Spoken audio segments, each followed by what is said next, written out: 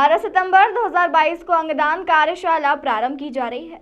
मानव जीवन को बचाने के लिए अंगदान अत्यंत महत्वपूर्ण है। यह पुण्य का बड़ा काम है। अंगदान के लिए जन जागरूकता हेतु संभावित प्रयासों की जरूरत है। जन जागरूकता के लिए सामाजिक संगठनों, नागरिकों और मेडिकल स्टाफ की भी अहम भूमिका है।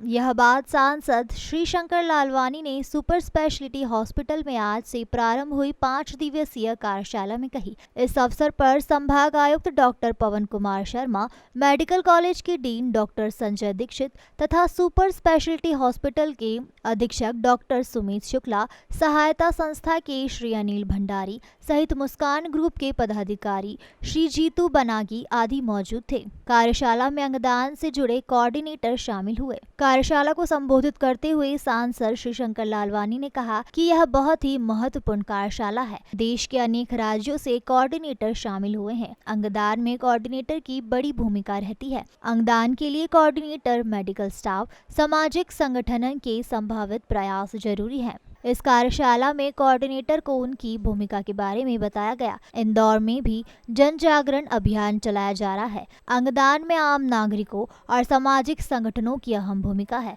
अंगदान कर दूसरों का जीवन बचाया जा सकता है। अंगदान बहुत ही पुण्य का काम है। कार्यशाला में अंगदान करने वाले मृतक के परिजनों को सम्मानित भी किया गया। देखिए, आज सोटो नोटो द्वारा ऑर्गन डोनेशन के कोऑर्डिनेटर का ट्रेनिंग प्रोग्राम है और इसमें देश के अनेक राज्यों के कोऑर्डिनेटर यहाँ हैं। इवन जम्मू कश्मीर के भी हैं, विशाखापट्टनम से भी हैं, हमारा मध्य प्रदेश के यहीं से। ये बहुत महत्वपूर्ण कार्यशाला है। इसमें कोऑर्डिनेटरों की जो भूमिका है, जब पेशेंट का ब्रेन डेथ हो जाता है उस समय जो कोऑर्डिनेटर की सबसे बड़ी भूमिका रहती है, तो उसका एक ट्रेनिंग प्रोग्राम है और वो पूरा सेशन रहेगा। एक्सपर्ट लोग बता रहे हैं। अंगदान को लेकर हम इंदौर में जन जागरण अभियान चलाते हैं, पर सबसे बड़ा तो भूमिका रहती है कि जब आईसीयू में ब्रेन डेथ हो जाता है उसकी जानकारी हमारे जो कार्यालय है या सोटो के जो अधिकारी हैं, कोऑर्डिनेटर हैं, उनको मिले और वो फिर परिवार वालों से संपर्क करके प्रयास करते हैं कि उनके परिवार वालों को सहमत करें अंगदान के लिए और उसके बाद अंगदान दिया जाता है। सरकार भी इसमें मदद कर रही है। पिछले दिनों मैंने जो केंद्रीय इसके चिकित्सा मंत्री हैं उनसे पत्र लिखा था। उन्होंने कहा था कि अंगदान में अगर कोई करता है तो 1 लाख रुपए उस हॉस्पिटल को और बाकी सुविधाएं भी सरकार देगी। लेकिन मूल बात यह है कि जिसमें जन जागरण बहुत आवश्यक है। लोगों का जो भूमिका है उसमें जो सामाजिक क्षेत्र में जुड़े हैं उनकी भूमिका ज़्यादा है ताकि ज़्यादा से ज़्यादा अंगदान हो। एक जब अंगदान होता है तो उसमें कई जिंदगियाँ बचती है।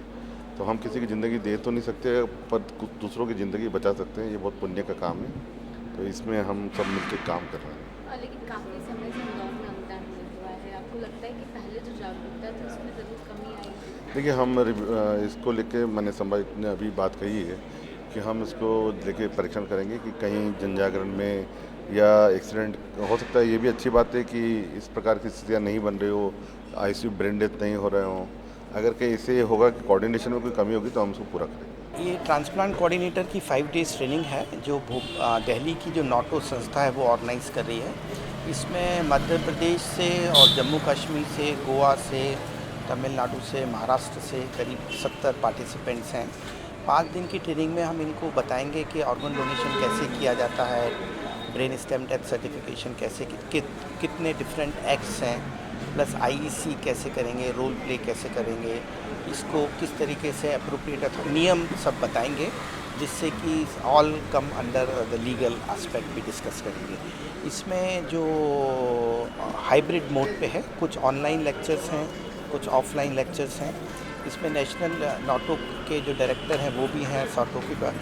तो ये बड़ी प्रेस्टिजियस ट्रेनिंग है। इस 5 दिन की ट्रेनिंग के बाद ये लोग ऑथराइज हो जाएंगे ट्रांसप्लांट कोऑर्डिनेटर के। तो ये एक सबसे अच्छी चीज़ है। अच्छा, किस तरह के चैलेंजेस अभी हम फेस कर रहे हैं, क्योंकि हमने देखा काफ़ी दिनों से ऑर्गन डोनेशन के केसेस नहीं हैं? हाँ, तो जो चैलेंजेस हैं 2 साल में तो कोविड वाले जो इश्यूज थे वो भी हमने शॉर्ट आउट कर लिए हैं। अभी चैलेंजेस थोड़ा अंडर रिपोर्टिंग तो हो रहा है, तो लेकिन लकीली पिछले 2-3 महीने से मुस्कान ग्रुप और इन लोगों के कारण अब हमको वीकली एक रिपोर्टिंग तो होने लगी है।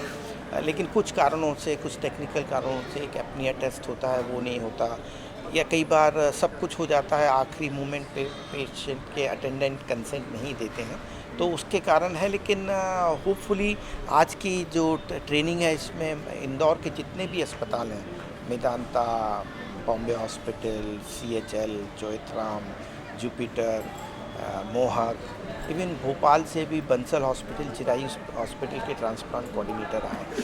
तो हम लोग सेंसिटाइजेशन करके, हमारा टारगेट ICU डॉक्टर्स हैं, क्योंकि ICU में ही सबसे पहले ब्रेन स्टेम डेथ रिपोर्ट होती है।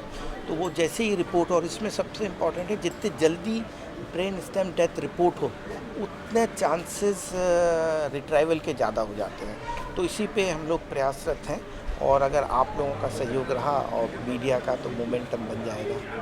सर आपको लगता है इससे एक नई इंस्पिरेशन, क्योंकि काफ़ी लेट रिकॉर्ड होते हैं, कन्वर्जन रेशो इसी वजह से कम, इसी वजह से कम हो रहा है। तो हम बेसिकली आज, जैसा मैंने सुबह भी इन लोगों को बोला, हम इन लोगों का कॉन्फिडेंस लेवल बढ़ाना चाह रहे हैं, क्योंकि सब लीगल हैं, लेकिन कई बार लोगों को लगता है कि इसमें कुछ हम गलत काम तो नहीं कर रहे हैं। तो इसलिए एक एक चीज़ पे हम अपने पर्सनल एक्सपीरियंसेस भी शेयर कर रहे हैं। इवन वो जो नॉटो और सॉटो से मुंबई से हैं, वो लोग भी अपना शेयर कर रहे हैं। इसमें कुछ लोगों को प्रश्न पूछने में थोड़ी हिचकिचाहट रहती है, तो इसलिए हम लोगों ने एक बॉक्स सिस्टम कर दिया है कि आपके जो भी प्रश्न हैं पर्ची में लिख के डाल दीजिए, शाम को सबके साथ वो डिस्कस करेंगे। तो hopefully it will come up with a great results.